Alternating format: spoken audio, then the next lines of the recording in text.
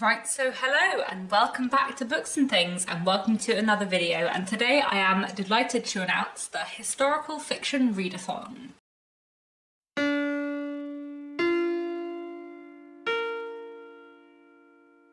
So, as some of you know, every spring I like to do what I call a potluck readathon, where every April or May, usually I think May, probably go forwards May, I like to run a random readathon that I've never run before and will probably never run again. And the reason why I like to do this is because I have so many ideas for readathons, and there's just so many, and I could fill a whole year each month with a different readathon every month, but they would be very intense and very hard work, so I'm not going to do that.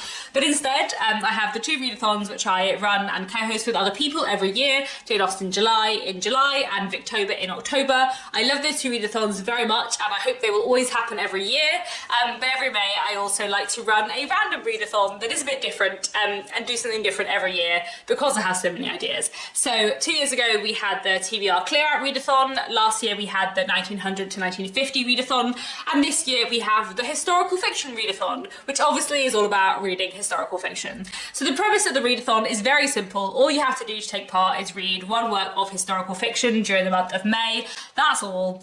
However, I do of course have a few challenges for you because we all like a bit of a challenge, but they're all basically optional. You can pick and choose whatever you like. All you have to do is read a work of historical fiction. This is going to be a fairly low-key, relaxed readathon. I do have a few plans for like historical fiction related videos I want to make during the month, but I'm not going to vlog the readathon. I'm not going to push myself really hard, but I just thought it'd be nice to have a month dedicated to historical fiction because I love historical fiction very, very, very much. There will also be a Goodreads group, which I will link down below, and if you want to post about the readathon and what you're reading for it anywhere on Instagram, Twitter, Book Talk, I don't know, whatever you're into, then do use the hashtag historical fiction readathon. Slightly long and straightforward, but we're just going to go with that for now. In terms of what is counted as historical fiction, that is kind of up to you. I will basically leave it up to you to decide what your definition of historical fiction is, but if it's helpful as a kind of starting point, I will tell you the definition that the Walter Scott Prize for Historical Fiction use.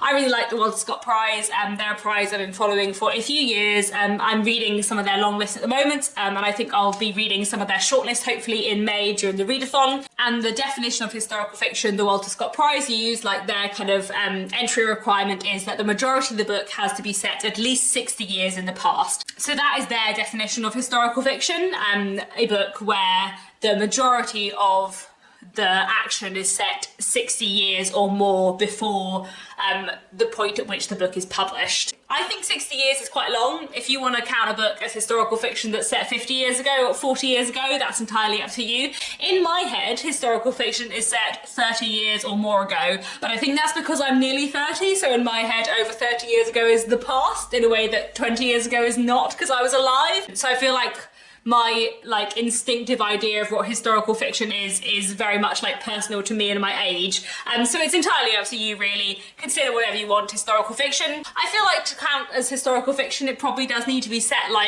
at least half or roughly half minimum in the past, but you know, it's basically up to you. You're also very welcome to read both contemporary historical fiction and historical classics, as in books that were written in the past but are set even further in the past. That's also absolutely fine for this readathon.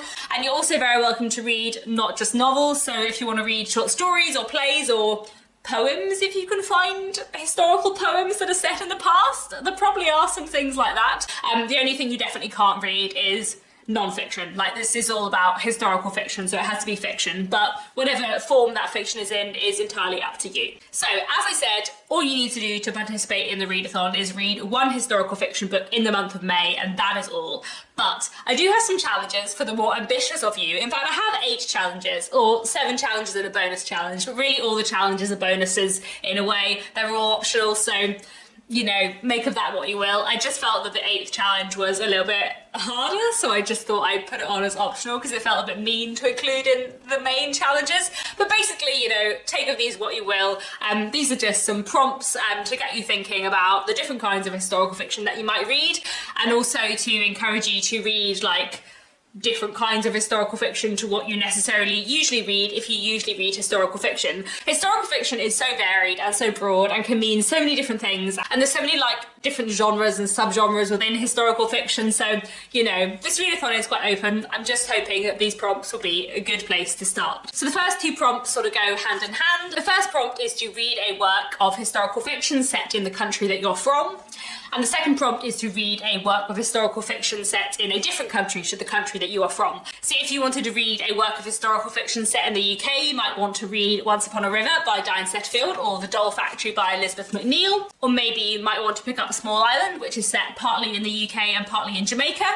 I would also really recommend When We Were Orphans, which is set partly in London in the UK and partly in Shanghai in China.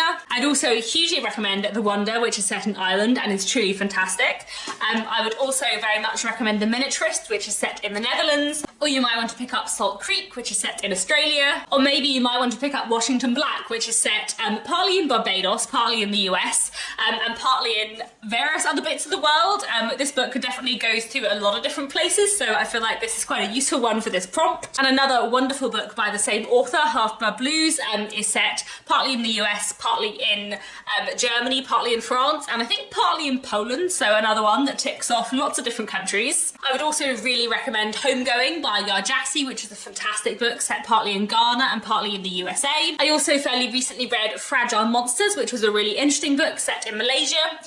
Or maybe you might want to pick up The Thousand Autumns of Jacob de Zoet, which is set in Japan. So there we go, a bunch of books set in lots of different places, some of which might be of interest for you. Now the third and fourth prompts also kind of go together as a pair. The third prompt is to read a work of historical fiction set in your favourite time period to read about. Obviously, if you have lots of different favourite time periods, then just pick one, and if you're not someone that reads a lot of historical fiction, then just pick a period that you think will interest you, whatever works for you. And the fourth challenge is to read a work of historical fiction set in a time period that you're less familiar with. So try and stretch yourself to read about a bit of history that you don't know very much about, maybe that you're less immediately drawn to, and you might find that you like it more than you think. For example, I read a ton of stuff set in the 19th and 20th centuries, and whenever I read a work of historical fiction set before 1789, I always feel slightly daunted and like I'm not going to like it as much, but often I really, really love it anyway. And I know that I should try and push myself more to read older set historical fiction because I often love it. It just doesn't come like as naturally to me. It's not my instinct as much as something set in the 19th century. So a few different books set in a few different time periods. First off, I want to recommend Imperium by Robert Harris, which is the first book in his Cicero trilogy. This series is set in ancient Rome and is truly fantastic. Or you might want to pick up The Western Wind by Samantha Harley, which is set in the 15th century. I very much enjoyed both Girl with a Pearl Earring and The Illumination of Ursula Flight, both of which are set in the 17th century. The Mermaid and Mrs. Hancock is set in the 18th century. I could recommend you so many books set in the 19th century. I might do a whole video in May all about historical fiction set in the 19th century, but for now I'm just going to limit myself to mentioning Tipping the Velvet by Sarah Waters and Frog Music by Emma Donoghue, both of which are set in the 19th century, this one in Britain and this one in the USA, and they're both fantastic. You might want to try something like A Place Called Winter, which is set in the Edwardian period, or something like The Key in the Lock by Beth Underdown, which is set partly in the 1880s and partly in 1918 and 1919. A Sky Painted Gold by Laura Wood, set in the 1920s,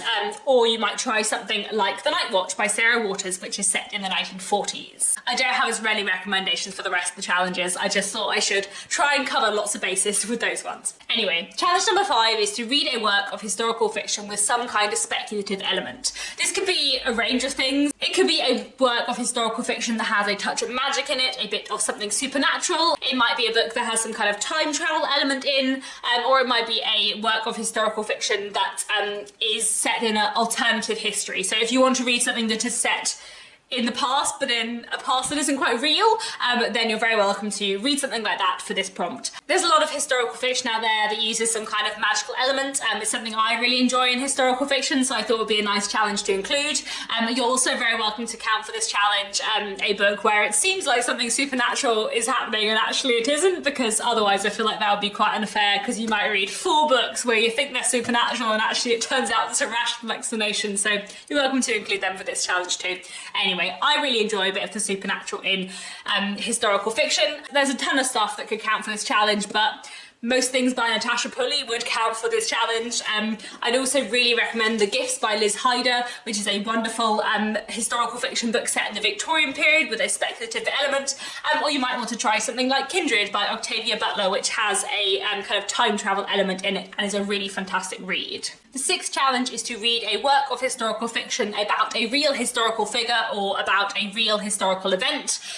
How you define a real historical event is up to you. It could be as broad as a war that went on for many years, or as specific as a very specific event that happened on one day, leaving that entirely up to you. I thought I would include this challenge because I don't read masses of historical fiction about real people, but it is something that I find quite interesting, and sometimes I really enjoy it, but sometimes I don't know how I feel about it. But I know it's something that a lot of people like. But also I find historical fiction that explores real events very interesting too.